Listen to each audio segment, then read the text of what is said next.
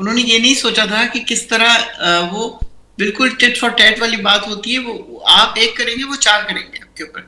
اور آپ نے دیکھا کہ وہ 20,000 کا میزائل بنا کے، اور ان کا $1,00,000 کا وہ ہوتا ہے جو اس کو روک رہا ہوتا ہے.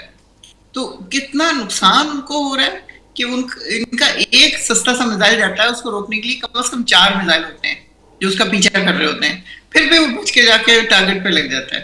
اب یہاں پہ جو سب سے امپورٹنٹ چیز ہے وہ یہ کہ آپ نے شاید کچھ ویڈیوز دیکھی ہوں، فلسطین کے بچے جب زخمی ہو رہے تھے اور ینگ بچیاں، اور کتنا زیادہ وہ لوگ سفر کر رہے تھے اس وقت. یہ فلسطین کی لڑکیاں مذاق بنا رہی تھی، کیچپ لگا کے اپنے منہ پہ اور دانت کالے کر کے، اور اس طرح کے جیسے کچھ نہیں ہو رہا، اور وہ خامخواہ لوگ رو رہے ہیں خون میں.